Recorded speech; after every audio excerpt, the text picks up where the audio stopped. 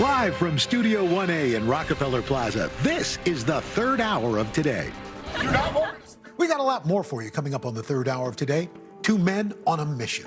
The organization should burn to the ground, and out of the ashes, maybe an organization will come out that will protect our children. How they're trying to spark change by sharing their own personal pain. And welcome back to the third hour of Today. Boy Scouts of America once had 6 million scouts at the height of its popularity in the 1970s. But today, those numbers are dropping down to around 2.5 million. And now the organization is dealing with allegations it protected troop leaders for years who were accused of sexual abuse. And recently, Time magazine first reported on a new wave of men coming forward with accusations of abuse. And Stephanie Gosk is here with that story. Good morning, guys. That's right. We spoke exclusively with two men who claim to have been abused by their scout leaders. And their attorney says many more are coming forward every day, just as the organization says it may declare bankruptcy. Scouts swear a duty to God, others, and themselves. These men say the Boy Scouts of America didn't honor its own oath. The organization should burn to the ground, and out of the ashes, maybe an organization will come out that will protect our children. James Kretschmer grew up in Washington State. Ed Pitson in Northern California. They joined the Boy Scouts at a young age.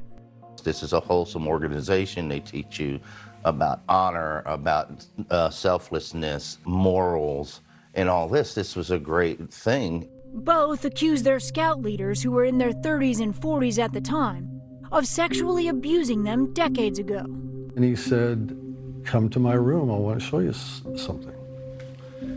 And at that point, he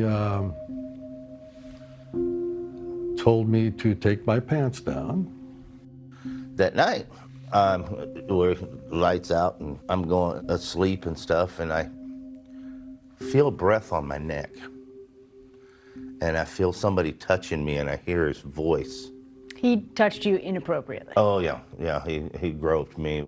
Kretschmer, who admits he doesn't remember details of all the alleged abuse, says it lasted for months, and the fallout for him was a life of depression. I was actually sitting in the middle of the highway, the big road, waiting, and I can remember just thinking, it'll just be okay if a big truck comes by. It'll be over. I don't have to deal with this anymore. Were you trying to take your own life at age 13 after this? Yes, absolutely. I wanted to die. Kretschmer told his parents soon after the alleged abuse and dropped out of the Scouts. He doesn't know what happened to his troop leader. NBC News spoke to friends and family who confirmed they were told about the incidents. According to their attorney, these men are just two of hundreds accusing the Boy Scouts of not doing enough to protect children.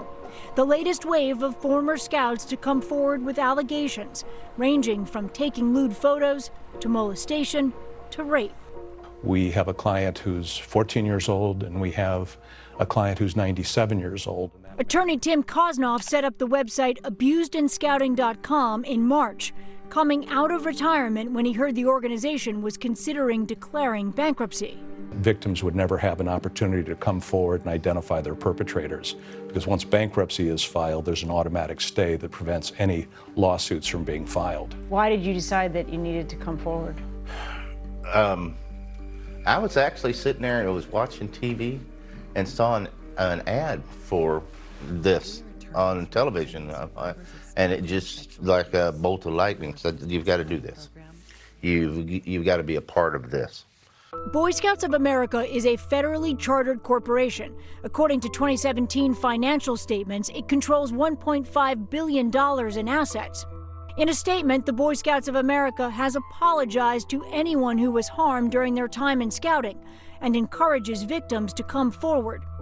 The organization says it has taken significant steps over many years to ensure that it responds aggressively to reports of abuse, including reporting incidents to law enforcement, adding that it has also launched an initiative to help ensure that past allegations of potential child abuse were reported to law enforcement.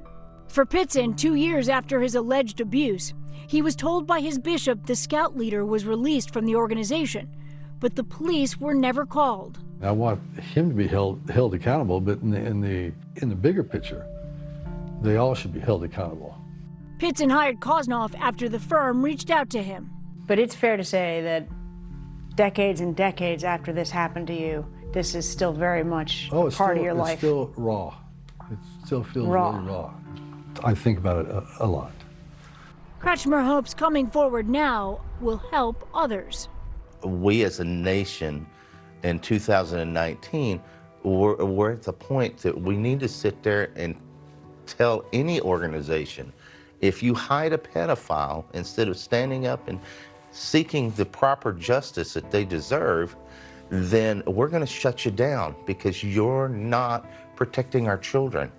You're not doing your responsibility. My goodness. You know, I'll tell you guys, the pain on their faces.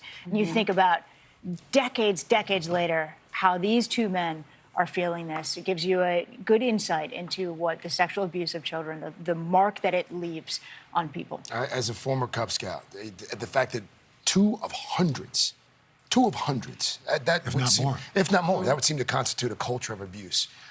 And the organization says that they just want folks to continue coming forward if they experience some sort of harm in the program. And these guys say they want them to do more. All right. Stephanie, thank you. Great Thank you. story. Thank you. We will be right back.